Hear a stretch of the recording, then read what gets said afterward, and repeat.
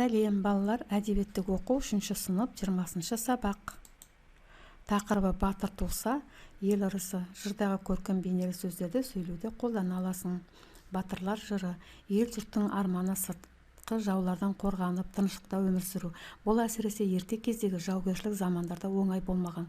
Сондай жағдайда халық ел қорғайтын хас батырларды аңсаған. Олардың батырлық, қаһармандық істерін мадақтап, жырға қосқан. Алғашқыда батырдың бір ерлігі ғана айтылса, кейін басқа жорықтар жалғасып, оқиға тізбегі көрсетілген. Сөйтіп халық шығармаларын көлемді де көрнекті тағы бір түрі батырлар жыры пайда болған. Жырды өз шығарып, өз айтушы адамды жырау деп атаса, ал жырды жаттап алып, айтушы, таратушы адамды жыршы деп атаған. Бұл ауыз екі әдебиетке жатады батырлар жыры.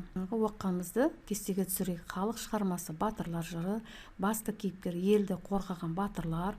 Не мадақтаған, яғни ол жерде не батырлардың қандай істері көрсетілген. Батырлық, қаһармандық істері, ерлігі. Көлемі қандай? Көлемі үлкен. Өйткені батырдың бір ерлігі ғана айтылса, кейін басқа жорықтар жалғасып, оқиға тізбектеле өрбітілген. Жыршы, жырау дегеніміз кімдер екен? Халқымыздың ерте уақыттан бері өлең, жыр шығарып, толғау мен қиссаларды айтатындарды жыршы, ақын, термеші деп атаған. Жырау өз жанынан жыр шығарып, айтатын және эпикалық дастандар мен толғауларды орындайтын халық поэзиясының өкілі. Жырауларға Бұқар жырау, Ақтанбетті жырау, Үмбетті жырауды айтсақ, сендерге Қобыланды батырдың жырынан үзінді берілген. Бұны мәнерлеп түсініп оқып алыңдар.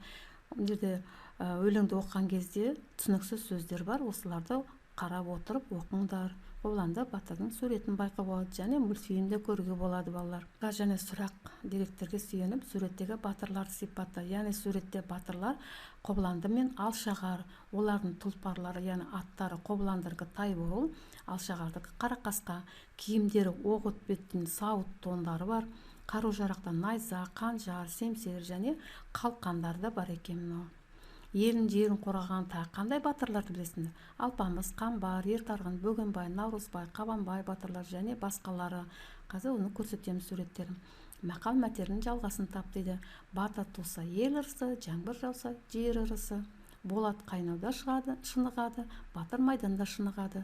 Батырды жаудасына, шешенді даудасына. Көз қорқақ, қол батыр. Балалар, осы мақал мәтелді әркім өз ойларыңды айтып ортаға салыңдар. Жырдағы көркем сөзді қолданып, батырлардың жекпе-жегі туралы әңгімеле. Неге жаңағы батырлар жырынан үзінді алдық. Осыны батырлар жекпе-жекке шыққанда қалай болды, не істеді, қандай өздерінің батырлығы көрсетті екен, осыны әңгімелеп айтып беріңдер. Қазір сендер батырлардың суреттерін көрсетемін. Неке батырлардың суреттері: Қамбар батыр, Ертарғын, Алпамыс, Қабанбай батыр, Бөгенбай батыр, Наурызбай батыр. Бүгін балалар біз Қобыланды батыр жыр туралы оқыдық. Осымен сабағымызды аяқтаймыз. Кеттік.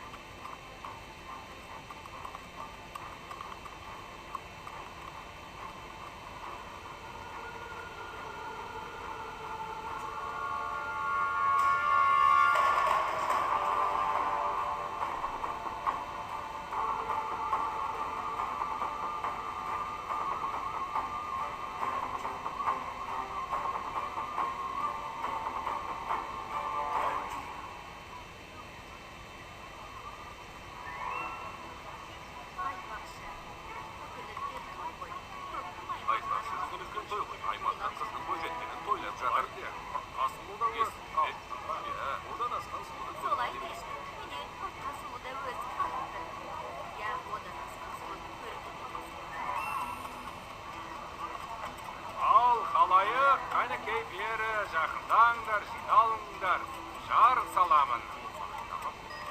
Ал халайық, егер де араларыңнан ілінген сақинаның қақ ортасына 100 қадамнан тигізіп ататын мерген табылса, соған жалғыз қызымды беремін.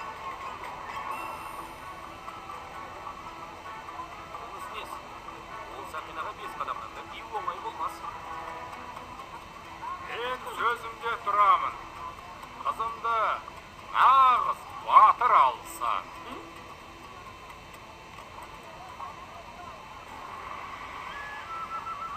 Ешкім тегіз алмайтын шығар.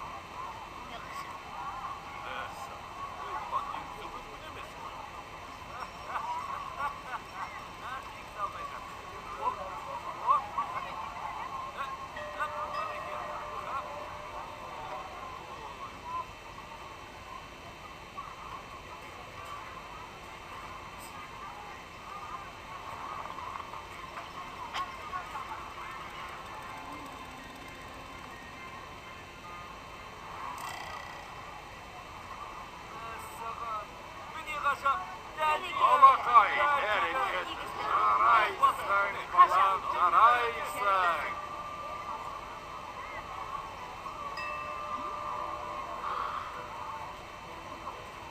Ол мергенді шақырыңдар маған.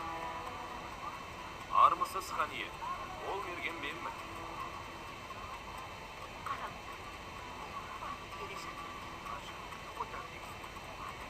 Жүрісің бана сөз. Кім боласың, батырым? Қазақтың ері болам. Есімім Қобланды. Әкемнің аты Тоқтарбай.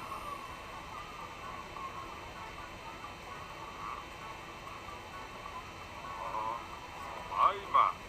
Мен сенің әкеңді жақсы білем.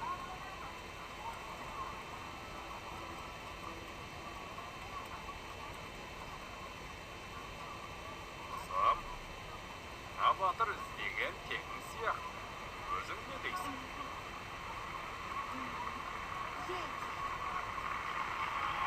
Бәрекелді! Бұл анасы қой болатын болды. Бәрекелді! Ап, бәрекелді!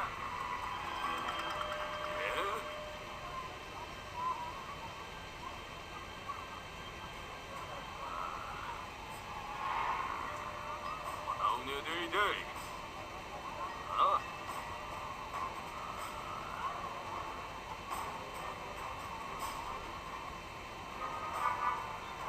Қасуды адам десең, менімен күресіп көр.